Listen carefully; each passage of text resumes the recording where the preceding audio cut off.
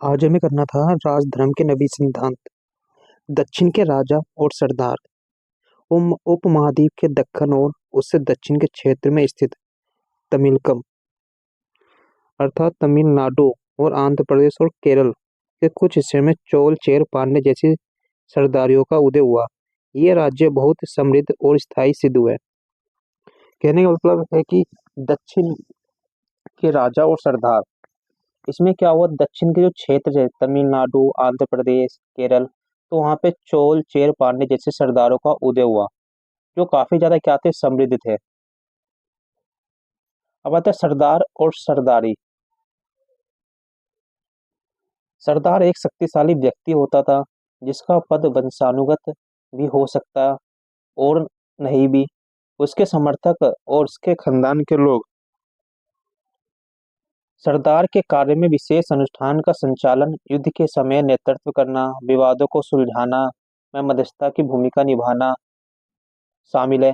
वे अपने अधीन लोगों से भेंट लेते थे जबकि राजा का कर भी वसूला करते थे और अपने समर्थकों में उस भेंट का वितरण भी करते थे। मतलब जो भेंट लिया करते थे अपने संबंधों से लिया करते, और राजा उन्हें क्या भेंट मतलब उन्हें कर वसूलने का काम भी देते थे। और जो भी उन्हें मिलता था भेंट वो क्या करते थे, आपस में बांट लेते थे। सरदारी में सामान्यतः कोई स्थायी सेना या अधिकारी नहीं होता है। हमें इन राज्यों के बारे में विभिन्न प्रकार के स्रोतों से जानकारी मिलती है। जैसे उदाहरण के तौर पर प्राचीन मिल प्राचीन तमिल संगम ग्रंथों में ऐसी कविताएं हैं जो सरदारों का विवरण देती है कि उन्हें अपने स्रोतों का संकलन और वितरण किस प्रकार किया है। कई सरदार और राजा लंबी दूरी के व्यापार द्वारा राजस्व जुटाते थे। इनमें मध्यम और पश्चिम भारत के क्षेत्र में शासन करने वाले सतवाहन और उपमहाद्वीप के पश्चिमी, उत्तर और पश्चिम के शासन करने वाले मध्य एशिया मूल के शक शासक भी शामिल थे। मतलब ये क्या करते हैं, लंबी दूरी पे जाया करते थे, वहां से राजस्व वसूलते थे। इसमें अगर देखा जाए तो पश्चिम भारत के सतवाहन शासक भी शामिल थे जो क्या करते, पश्चिमी उत्तर और पश्चिम में शासन करने वाले मध्य एशिया के मूल के शासक शक भी इसमें शामिल थे। मतलब यहाँ सतवाहन शासक और शक शासक भी इसमें शामिल थे। उनके सामाजिक उद्गम के बारे में अधिक जानकारी तो नहीं मिलती, लेकिन जैसा कि हम सतवाहन के शासकों के बारे में अध्याय 3 में जानेंगे। बाद में उन्होंने उच्च सामाजिक अस्तित्व का दावा कई प्रकार से किया है। अब आता है दैविक राजा। राजाओं के लिए उच्च स्थिति प्राप्त करने का एक साधन विभिन्न देवी देवताओं के साथ जुड़ना था, क्योंकि मध्य एशिया से लेकर पश्चिमी उत्तर में भारत तक शासन करने वाले कुषाण शासकों इस उपाय का सबसे अच्छा उदाहरण प्रस्तुत किया। कुषाण इतिहास के रचना में अभिलेख और साहित्य परंपरा के माध्यम से की गई है। जिस प्रकार के राजधर्म कुषाण शासकों ने प्रस्तुत करने की इच्छा की, उसकी सर्वोत्तम प्रमाण उनके सिक्के और मूर्तियों से प्राप्त होता है। देवी राजा का मतलब क्या है, क्योंकि यहाँ अधिकांश जो शासक आए थे वो कहाँ कहाँ से आए थे, मध्य एशिया से आए थे। और वो क्या करते थे, अपने आप को देवी देवताओं से जोड़कर बताते, क्योंकि वो देवी देवता से अपने आप को जोड़कर बताएंगे तो यहाँ के जितने भी लोग वो क्या करेंगे, उनको अपना राजा मान लेंगे। जैसे उसमें से कुषाण जो थे, उन्होंने क्या करता, सोने का सिक्का चलाया था सर्वप्रथम अगर देखा जाए तो। और उनकी कई सारी मूर्तियां भी थी जो देवी देवताओं से भी मिलती है। उत्तर प्रदेश के मथुरा के पास माट के एक देव स्थान पर कुषाण शासकों की विशालकाय मूर्ति लगाई गई। अफगानिस्तान के एक देव स्थान पर भी इस प्रकार की मूर्तियां मिली। कुछ इतिहासकार का मानना है कि इन मूर्तियों के जरिए कुषाण स्वयं को देवतुल्य प्रस्तुत करते। देवतुल्य का मतलब क्या होता है कि वो अपने आप को देवता के बराबर बताते थे। और कई कुषाण शासक ने अपने नाम के आगे देवपुत्र की उपाधि भी धारण कर ली। यहाँ तक कि वे चीनी शासकों से प्रेरित हुए होंगे जो स्वयं को स्वर्ग का पुत्र भी कहते थे। मतलब जो चीनी शासक थे वो अपने आप को क्या कहे, स्वर्ग का पुत्र। तो उसी प्रकार कुषाण जो शासक थे अपने आप को स्वर्ग का पुत्र कहने लगे। अब आता है 4वीं शताब्दी ईस्वी में गुप्त साम्राज्य के सहित कई बड़े साम्राज्य के साक्ष्य भी मिलते हैं। अब कौन सा साम्राज्य का मिलता है, गुप्त साम्राज्य का। अभी जो हमने पढ़ा था वो कुषाण शासक के बारे में था। इनमें से कई साम्राज्य में सामंतों पर निर्भर थे, अपना निर्वाह स्थानीय संसाधन द्वारा करते थे जिसमें भूमि नियंत्रण भी शामिल था। मतलब कहने का जो गुप्त जो साम्राज्य था उसमें कई सारे सामंत पे ये डिपेंड हुआ करता था।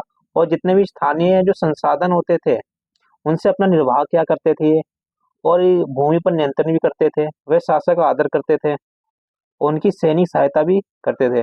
जो सामंत शक्तिशाली होते थे वे राजा भी बन जाते थे, और जो राजा दुर्बल होते थे बड़े शासकों के अधीन हो जाते थे। मतलब जो सामंत शक्तिशाली होते थे वो क्या बन जाते थे, राजा बन जाते। और जो राजा कमजोर पड़ जाते थे वो क्या बन जाते, किसी शासक के अधीन हो जाते थे। गुप्त शासकों का इतिहास साहित्य, सिक्के और अभिलेख की सहायता से मिलता है। मतलब गुप्त जो शासक है उसकी जो जानकारी हमें कहाँ से मिलता है, उनके इतिहास के साहित्य से, सिक्कों और अभिलेख को से ही मिलता है। साथ ही कवियों द्वारा अपना राज्य या स्वामी के प्रशंसा में लिखी गई प्रयाग प्रशस्ति से ही मिलता है। यद्यपि इतिहासकार की इन रचनाओं के आधार पर ऐतिहासिक तथ्य निकालने का प्रयास किया गया। जैसे ये कुषाण का सिक्का, इसका एक कुषाण का सिक्का जो इसका आगे का भाग है और ये क्या है, पीछे का भाग है। उसमें राजा को दर्शाया गया है। लेकिन उनके रचयिता तथात्मक विवरण की अपेक्षा उन्हें काव्यात्मक ग्रंथ मानते हैं। उदाहरण के तौर पर इलाहाबाद स्तंभ अभिलेख के नाम पर प्रसिद्ध प्रयाग प्रस्तुति की रचना हरिसेन, जो स्वयं गुप्त सम्राटों के संभवतः सबसे शक्तिशाली सम्राट समुद्रगुप्त के राजकवि थे, ने संस्कृत में की थी। समझना यहाँ, आपने देखा हो इलाहाबाद में एक क्या लोहे का स्तंभ लग रखा है जिस पर आज तक जंग भी नहीं लगा। इस पे कुछ काव्य ग्रंथ लिखे गए, जैसे इसमें बता रखा है। ये किसके द्वारा रचित है, ये हरिसेन के द्वारा रचित है, जो क्या थे, समुद्रगुप्त के राज कवि थे। और कौन सी भाषा में लिखा गया है उस स्तंभ पर, संस्कृत के भाषा में लिखा गया है। अब आता है ये देखना एक मूर्ति, इस मूर्ति पे कुछ चीज लिखी हुई गई है, देखो यहाँ समुद्रगुप्त की प्रशस्ति। धरती पर उनका कोई प्रतिद्वंदी नहीं है। अनेक गुणों और शुभ कार्यों से संपन्न उन्होंने अपने पैर के तलवे से अन्य राजाओं के यश को मिटा दिया। वे परमात्मा पुरुष है और साधु की समृद्धि और असाधु के विनाश के कारण वे अज्ञे है। उनके कोमल हृदय को भक्ति और विनम्र से ही बस में किया जा सकता है। वे करुणा से भरे हुए हैं, वे अनेक साहस गायों के दाता है। उनके मस्तिष्क की दीक्षा दिन दुखियों, गृहणियों और पीड़ितों के उद्धार के लिए की गई है। वे मानवता के लिए दिव्यमान उदारता के प्रतिमून, वे देवताओं में कुबेर, धनदेव, वरुण में समुद्र देव, इंद्र वर्षा के देवता और यम मृतदेव के तुल्य हैं। मतलब उन्हें सभी देवताओं के बराबर बताया गया है। तो सभी के क्या ये सर्वदाता है। मतलब प्रशस्ति क्या होती थी, राजा के बारे में बढ़ा चढ़ा कर लिखना। मतलब राजा को इतना बढ़ा चढ़ा कर लिख देना कि वो देव तुल्य, देवताओं के बराबर है, उनके आगे देवता भी झुक जाते थे। ऐसी ऐसी चीजें बताना, ये क्या थी, उनकी प्रशस्ति थी, जैसे समुद्रगुप्त के बारे में बताया गया है।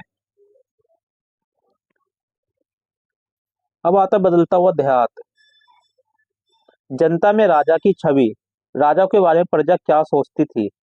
स्वाभाविक है कि अभिलेखों से भी जवाब नहीं मिलते हैं कि वस्तुतः साधारण जनता द्वारा राजाओं के बारे में अपने विचार और अनुभव के विवरण कम छोड़े गए हैं।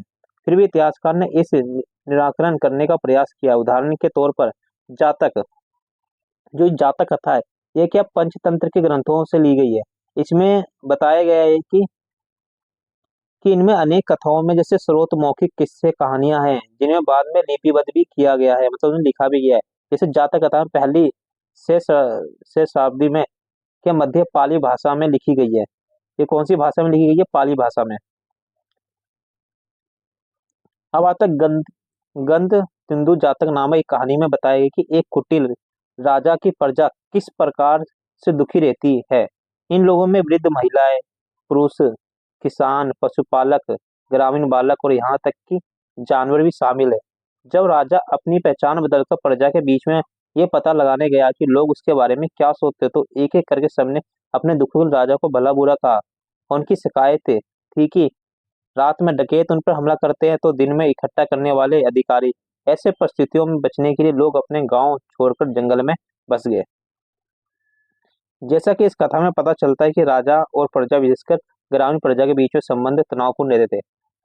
समझने का प्रयास करना है कि जैसे कि हाँ, जातक कथा जिसका नाम क्या गंध तिंदु में बताया गया, क्या जो राजा था अपनी प्रजा के बारे में पता लगाने के लिए जाता था कि राजा को पता चले कि जो जनता है उसके बारे में क्या सोचती थी। तो कई जनता से वो मिलता है तो जनता उसके बारे में सोचते हैं कि वो क्या बोलते हैं कि रात में लुटेरे हमें लूट लेते हैं और दिन में हमें क्या राजा के जो अधिकारी है वो लूट लेते हैं, इससे हम परेशान हो गए, हम क्या जंगल में चले जाते हैं। मतलब देखा जाए राजा और जो जनता है उनके बीच में जो स्थिति थी वो कैसी थी, तनावपूर्ण थी। क्योंकि शासक अपने राजकोष को भरने के लिए बड़े बड़े कर की मांग भी करते थे, जिससे किसान खासतौर पर त्रस्त रहते थे। क्योंकि जो राजा क्या करता था, अपने राजकोष को भरने के लिए जनता से ज्यादा टैक्स लेता था, जिससे कि जनता परेशान हो जाती थी। इस जातक कथा से पता चलता है कि इस संकट से बचने का एक उपाय जंगल की ओर भाग जाना भी हुआ करता था। इसी बीच करों की बढ़ती मांग को पूरा करने किसानों ने उपज बढ़ाने के और उपाय ढूंढने शुरू कर दिए।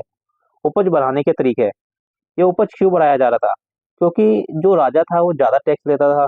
तो किसान क्या चाहते थे कि उपज अगर ज्यादा बढ़ेगा तो हम क्या राजा को टैक्स दे पाएंगे।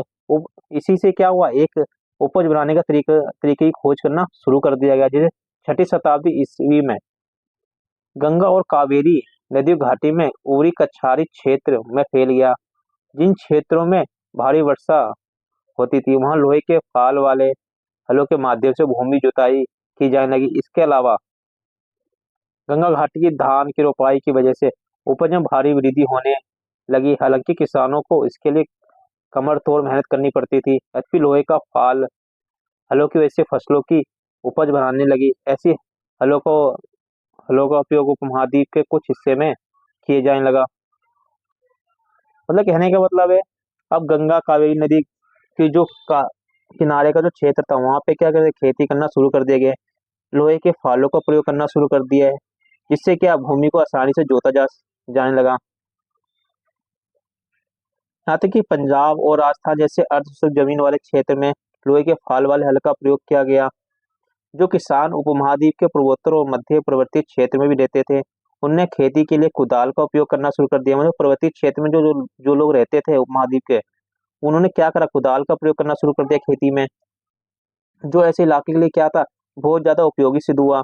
उपज बढ़ाने का एक खास और तरीका कुओं, तालाब और कहीं कहीं नहरों के माध्यम से सिंचाई करना भी था।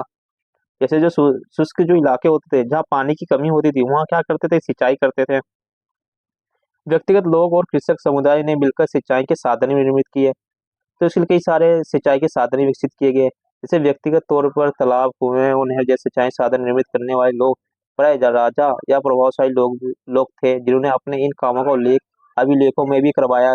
अब आता है ग्रामीण समाज में विभिन्नता है, कि जो ग्रामीण समाज है उसमें विभिन्नता किस प्रकार पाई जाती थी। तो देखा जाए तो खेती की नई नई तकनीकों से उपज तो बढ़ने लगी, इसके लाभ समान नहीं थे। इस बात के प्रमाण मिलते कि खेती से जुड़े लोगों में उत्तरोत्तर भेद बढ़ता जा रहा था। जैसे कहानियों विशेषकर बौद्ध कथाओं में भूमिहीन खेती, अरे भूमिहीन क्या, जिनके पास भूमि नहीं है, खेती मजदूर मजदूर श्रमिक, छोटे किसानों, बड़े बड़े जमींदार का उल्लेख मिलता है। जैसे पाली भाषा के में घेपति का प्रयोग छोटे किसानों और जमींदारों के लिए किया जाता था। जैसे बता रखा है घेपति, घेपति का प्रयोग छोटे किसान और जमींदारों के लिए किया जाता था। और बड़े बड़े जमींदारों और ग्राम प्रधान शक्तिशाली माने जाते थे इसमें। और ये क्या करते, किसानों पर नियंत्रण करते थे। और ग्राम प्रधान का पद प्राय वंशानुगत होता था। ये आरंभिक तमिल संगम साहित्य में भी गांव में रहने वाले विभिन्न वर्गों के लोगों का उल्लेख, जैसे कि बेल्लालार, जमींदार, हलवा, उलवर और दास अनिमई। मतलब ये क्या होते हैं, किसानों के नाम हुआ करते हैं। जो बेल्लालार होते हैं वो बड़े जमींदार होते हैं। हलवा या उलवर ये क्या होते हैं, दास होते थे। ये अनिमई भी बोला गया इन्हें, दास को। वर्गों की ये भिन्नता भूमि के स्वामित्व, श्रम और नई प्रौद्योगिकी का उपयोग पर आधारित हो। ऐसी परिस्थिति में भूमि का स्वामित्व महत्वपूर्ण हो गया। उसकी चर्चा प्राय विविध ग्रंथों में की जाती थी। जैसे घेपति, घेपति कौन होता था? ये घेपति घर का मुखिया होता था और घर में रहने वाले महिलाओं, बच्चों, नौकर और दासों पर नियंत्रण करता था। और घर से जुड़े भूमि, जानवर या अन्य सभी वस्तुओं का वह मालिक होता था। कभी कभी इस शब्दों का प्रयोग नगरों में रहने वाले सम्राट कौन होते, जो अमीर व्यक्ति होते थे और व्यापारी होते थे, उनके लिए भी इसका प्रयोग किया जाता घेपति का।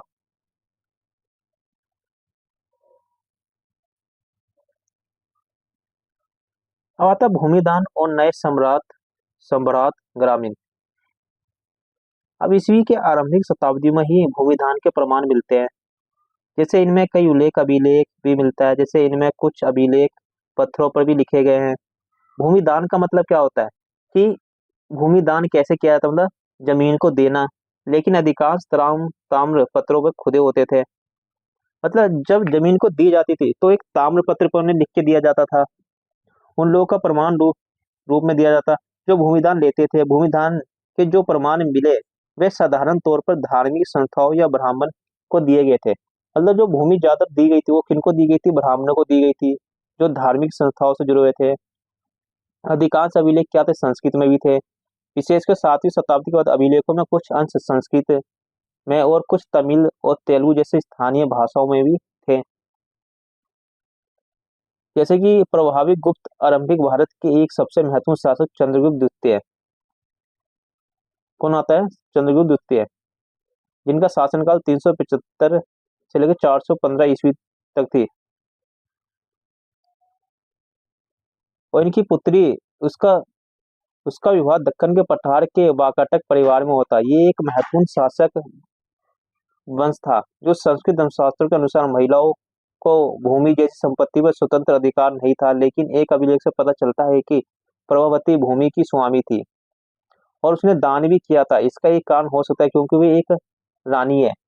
मतलब कहने का मतलब कि महिला ने भी क्या करा, भूमि दान किया। जैसे कि इसमें बता रखा चंद्रगुप्त द्वितीय की जो बेटी थी जिसका नाम क्या था, प्रभावती, उसने क्या किया था, भूमि को दान किया था। ऐसा माना जाता है कि भूमि को दान इसलिए भी कर सकती थी वो क्योंकि वो एक रानी थी,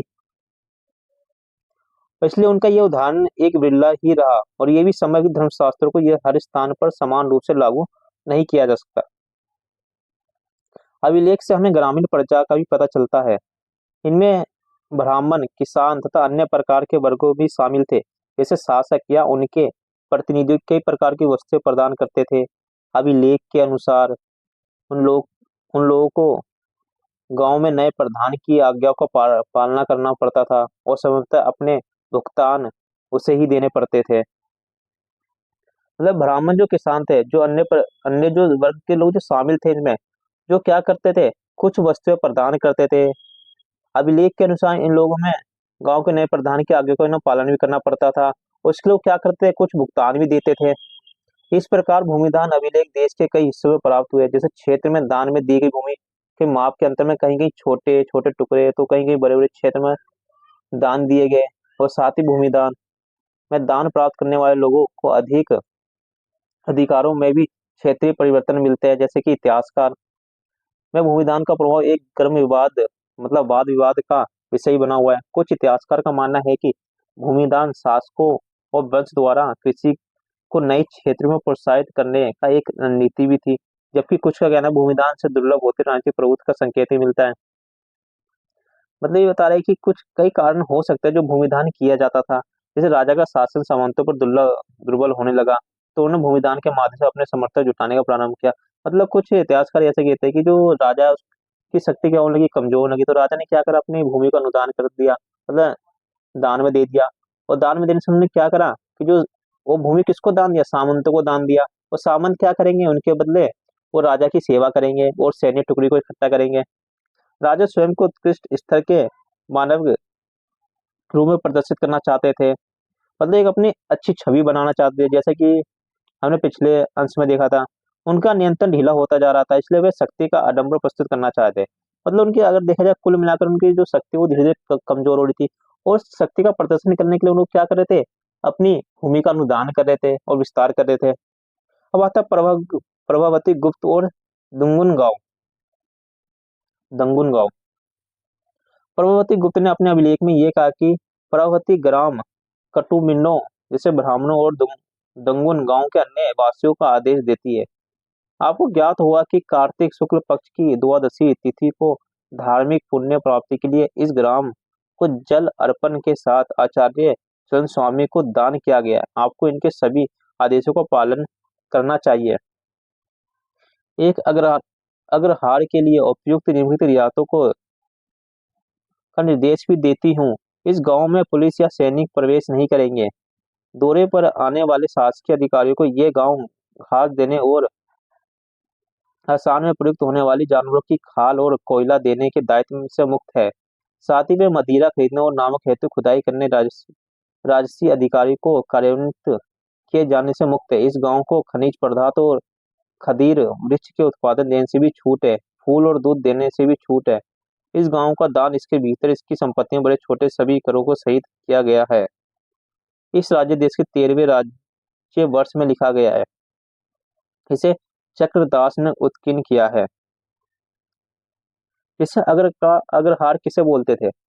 अग्रहार उस भूभाग को कहते हैं जो ब्राह्मण को दान किया जाता था या ब्राह्मणों से भूमि कर या अन्य प्रकार का कोई भी कर नहीं होते थे। मतलब जो राजा थे, जो ज्यादातर ब्राह्मण को जो भूमि दी जाती थी, उससे वो किसी भी प्रकार का कोई टैक्स नहीं लेते। जैसे इसमें प्रवृत्ति प्रवृत्ति गुप्त में प्रवृत्ति गुप्त के जो अभिलेख में लिखा गया कि वो किस जितने भी प्रकार के टैक्स है या कर है, उनसे क्या वो मुक्त है। वो कुछ देने के लिए उन्हें बाध्य नहीं किया जाएगा। किसी प्रकार का कोई सैन्य प्रशासक नहीं लगाया जाएगा वहां। अब आता है नगर एवं व्यापार। नए नगर, आइए उन नगरों की बात करें जिनका विकास लगभग 6ठी शताब्दी ईस्वी पूर्व में हुआ। जैसे कि उपमहाद्वीप के विभिन्न क्षेत्रों में हुआ। जैसे कि हमने पढ़ा है कि इनमें से अधिकांश नगर महाजनपदों की राजधानी भी थी। जैसे प्राय सभी नगर संचार मार्गों के किनारे बसे थे, जैसे पाटलिपुत्र। जैसे कुछ नगर नदी मार्ग के किनारे बसे हुए थे, जैसे उज्जैनी। जैसे अन्य नगर भूतल मार्गों के किनारे भी थे। जैसे कि इन्होंने बताया कि कुछ नगर का विकास कहाँ हुआ कि भूमि के क्षेत्र में। कुछ ऐसे नगर थे जिनका विकास कहाँ हुआ, नदी के आसपास और नदी के किनारे हुआ है। जैसे पाटलिपुत्र था, ये क्या था, नगर नदी मार्ग के पास था। उज्जैनी जैसे कि नगर ये भूतल मार्ग के किनारे था। इसके अलावा पोहार जैसे नगर समुद्र तट पर भी थे, जहाँ पर समुद्री मार्ग क्या होता है शुरू हुआ करता था। मथुरा जैसे अनेक शहर व्यवसायिक भी थे और संस्कृति और राजनीतिक गतिविधि भी यहाँ जीवंत केंद्र थे। अब आता है नगरीय जनसंख्या, सम्राट वर्ग और शिल्पकार। हमने पढ़ा है कि शासक वर्ग और राजा किलेबंद नगर में रहते थे। यद्यपि इनमें से अधिकांश स्थलों पर व्यापक रूप से खुदाई करना संभव नहीं है, क्योंकि आज भी इन क्षेत्रों में लोग रहते हैं। लेकिन फिर भी यहाँ से विभिन्न प्रकार के पुरावशेष प्राप्त हुए। इनमें से उत्कृष्ट श्रेणी के मिट्टी के कटोरे थालियां मिली है, जिन पर चमकदार कलई चढ़ी है। उन्हें उत्तरी कृष्ण मार्जित पात्र भी कहा गया है। मतलब कुछ ऐसे पात्र हमें मिले हैं जिनके ऊपर पॉलिश भी की गई है, जिन्हें हमने क्या बोला, उत्तरी कृष्ण मार्जित पात्र भी कहा गया है। इनका उपयोग अमीर लोग किया करते थे। साथ ही इन्हें सोने चांदी कांसे तांबे हाथी दांत जैसे तरह तरह के पदार्थों से बने गहन उपकरण हथियार बर्तन सीप और पक्की मिट्टी से मिली है। द्वितीय शताब्दी में आते आते हमने कई नगरों में छोटे दानात्मक अभिलेख भी प्राप्त हुए। जैसे इसके दाता के नाम शासक प्राय उसके व्यवसाय का भी उल्लेख मिलता है। मतलब दूसरी शताब्दी देखा जाए, द्वितीय शताब्दी में जो समय आया, नगर से हमें कई सारे ऐसे अभिलेख भी प्राप्त हुए जिसमें क्या दाता मतलब मालिक का नाम भी मिला, साथ ही उनके व्यवसाय का उल्लेख भी मिलता है हमें। इनमें नगरों में रहने वाले धोबी बुनकर लिपिक बढ़ई कुमार स्वर्णकार लोहार अधिकारी धार्मिक गुरु व्यापारी और राजाओं के बारे में विवरण लिखे होते हैं। कभी कभी उत्पादक और व्यापारी के संघ का भी उल्लेख मिलता है, जिन्हें श्रेणी कहा गया है। श्रेणी किन्हें बोला गया है? जो व्यापारी का जो समूह होता था उन्हें श्रेणी कहा गया है। और श्रेणी समूहतः पहले कच्चे माल को खरीदता था, फिर उनसे सामान तैयार करके बाजार में बेचता था। मतलब श्रेणी क्या होता है, व्यापारी का एक ऐसा समूह होता था जो क्या करता था, कच्चे माल को खरीदता था, फिर तैयार माल को बेचता था। सम्राट लोगों की बढ़ती मांग को पूरा करने के लिए कई प्रकार के लोहे के उपकरण का भी प्रयोग किया जाता था। धनात्मक अभिलेख धार्मिक संस्थाओं के लिए दान में विवरण होता था। जैसे बता रखा है गुप्त साम्राज्य का वाकाटक सातवाहन साम्राज्य, इनका शासन कहा था। जैसे कुषाण तक्षशिला में इनका शासन था। एक प्रतिमा की भेंट अगर देखा जाए तो ये मथुरा में मिली एक मूर्ति का भाग है। इस पर प्राकृत में अभिलेख है, प्राकृतिक भाषा में ये, जिसमें कहा गया कि एक स्वर्णकार धर्मक की पत्नी नागपिया ने इसे एक धार्मिक स्थल में स्थापित किया था। मतलब धर्मक की पत्नी थी जो नागपिया ने इसे एक धार्मिक स्थल में स्थापित किया था। अब आता है उपमहाद्वीप और उसके बाहर का व्यापार। 6ठी शताब्दी ईसा पूर्व से ही उपमहाद्वीप में नदी मार्गों और भूभार्गों को भूभार्गों का मानव जैसे कि जाल बिछ गया था और कई दिशाओं में फैल गया था। मध्य एशिया में उससे भी आगे भूभार्ग थे। समुद्र तट पर बने कई बंदरगाह से जलमार्ग अरब सागर से होते हुए उत्तरी अफ्रीका पश्चिमी एशिया तक फैल गया था। मतलब कहने का मतलब उपमहाद्वीप और उसके बाहर का व्यापार, मतलब व्यापार कैसे किया जाता था, तो नदी मार्ग से भी किया जाता, भू मार्ग से भी किया जाता था और कई दिशा तक इनका व्यापार फैल चुका था। मतलब देखा था एक जाल की तरह व्यापार फैल चुका था और कई सारे यहाँ बंदरगाह भी थे समुद्र तट के पास। जैसे बता रहे थे अफ्रीका पश्चिमी एशिया तक भी फैल गया था इनका जलमार्ग से व्यापार। और बंगाल की खाड़ी से ये मार्ग चीन दक्षिण पूर्व एशिया तक फैल गया था। शासकों ने प्राय इन मार्गों पर नियंत्रण करने की कोशिश की, मतलब वे इन मार्गों पर व्यापारियों की सुरक्षा के बदले उनसे धन भी लेते थे। मतलब जो जल मार्ग से जो जल मार्ग पे नियंत्रण करना चाहते हैं, क्यों? क्योंकि यहाँ पर वो व्यापारियों को सुरक्षा देना चाहते थे और उनके बदले वो क्या लेते थे? धन लेते थे व्यापारियों से। इन मार्गों पर चलने वाले व्यापारी, पैदल फेरी लगाने वाले व्यापारी, तब बैलगाड़ी घोड़े खच्चरों जैसे जानवरों के दल के साथ चलने वाले व्यापारी होते थे। साथ ही समुद्री मार्ग से लोग यात्रा करते थे, जो खतरनाक तो थी लेकिन बहुत लाभदायक भी होती थी। तमिल भाषा के मस्तूबन और प्राकृत में सतवाह और सेठी नामक के से प्रसिद्ध सफल व्यापारी बड़े धनी हो जाते थे। नमक, अनाज, कपड़ा, धातु और उससे निर्मित उत्पाद, पत्थर, लकड़ी, जड़ी बूटी जैसे अनेक प्रकार के सामान एक स्थान से दूसरे स्थान तक पहुंचाए जाते थे। जैसे रोमन साम्राज्य में काली मिर्च जैसी मसालों और कपड़ों, वहां जड़ी बूटियों से भारी मांग भी थी। इन सभी वस्तुओं को अरब सागर के रास्ते भूमध्य क्षेत्र तक पहुंचाया जाता था।